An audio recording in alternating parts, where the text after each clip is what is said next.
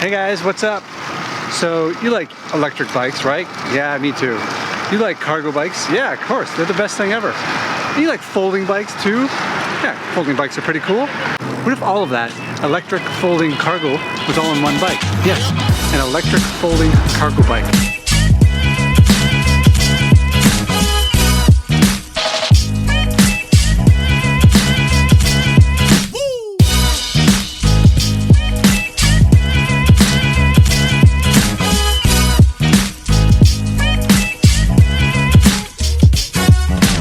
So this may be the bike that does all three of those things. It's the Tern GSD No, it's not. It's the Tern GSD S00, and it kind of has elements of all three of those things.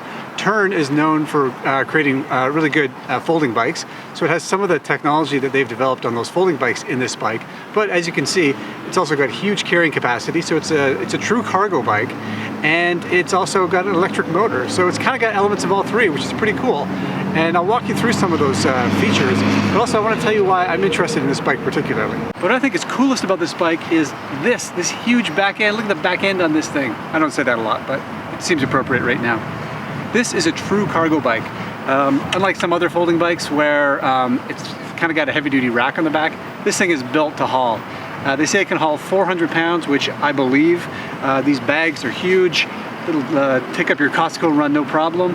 There's also a bunch of accessories that you can put here, like a padded seat or a baby seat, so you can have passengers at the back, or you can expand this a bit in width so you can put huge bits of cargo in there. So this is a true cargo bike. And as you can see here, it's an e-bike. It's got a great Bosch pedal assist. You can see it's got the different levels: Eco, Tour, Sport, Turbo.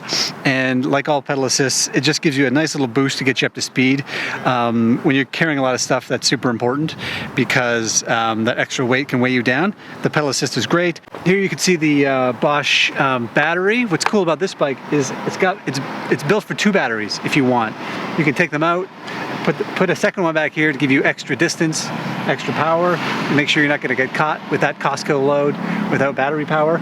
And if you've got another Bosch, like a regular e-bike, you can swap the batteries back and forth between them, which is pretty cool. Something I like here too is rather than a traditional derailleur and gears, it's got one of these Enviolo variable speed transmissions. So rather than clicking into a number of gears, you just sort of tighten it up and loosen it up, and it doesn't have a set number of gears. It just kind of tightens and loosens. So it gives you like almost an infinite number of variations on the gearing.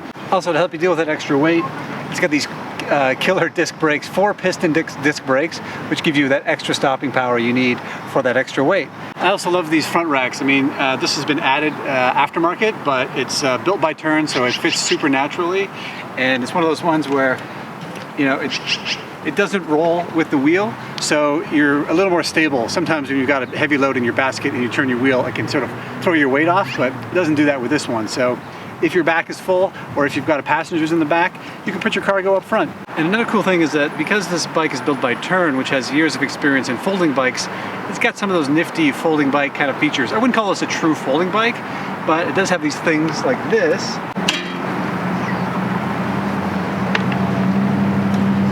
that fold up a little bit and give you a little bit of extra space when you're trying to store it.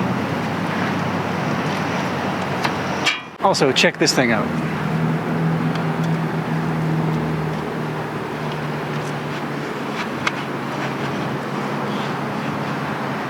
You can adjust the handlebars in this way, which is kind of fun, but also if you've got multiple riders in your family, you know, if mom and dad are both riding this bike, you can adjust it really easily to anyone's rider position. This is interesting. It's got smaller tires than typical. It's got 20-inch tires instead of the usual 26-inch, which is interesting. And one thing that I hadn't thought about, but Ken at Power in Motion here in Calgary, who lent me this bike, pointed out, is that it gives the rider at the back a lower center of gravity, which makes it a little bit more stable when you're riding. With a higher tire, you get up a little higher. It can be a little more unstable when you've got a heavy rider at the back. This bike also has lots of little things that I like. It's very thoughtfully designed. For example, it's got these little pegs at the back in case you need to store your bike upright in your apartment. Even little things like these huge cargo bags have metal clips, so they're not going to break on you. I just want to show you, look how much room there is in these bags. Look at that. They're gigantic. So if you've never ridden a cargo bike before, I know what you're thinking.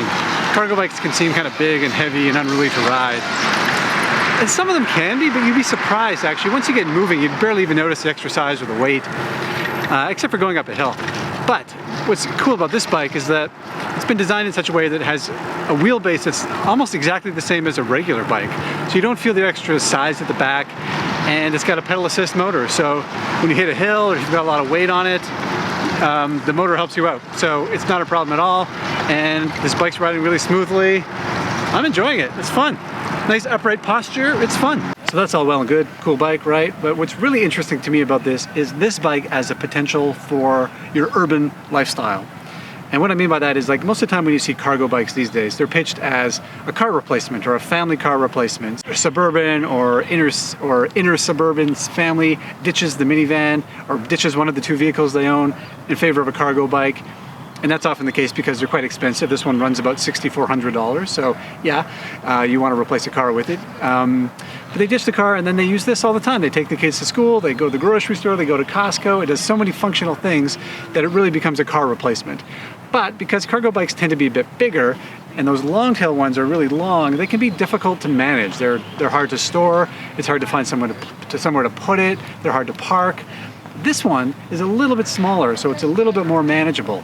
The wheels are smaller, the wheelbase is smaller, it folds down, so it's just a little bit better for getting it into your apartment or into your elevator, get up to your condo, or parking it in your inner city or parkade, that kind of thing too. So I think that's what's really interesting about it, its potential as an urban vehicle. But if it really is an urban bike, it's got to pass one test for urban life. Sometimes you need to bring your bike up to your office or to your apartment or your condo, your flat or whatever, and therefore it must fit inside an elevator. So let's see if we can get this bike into that elevator.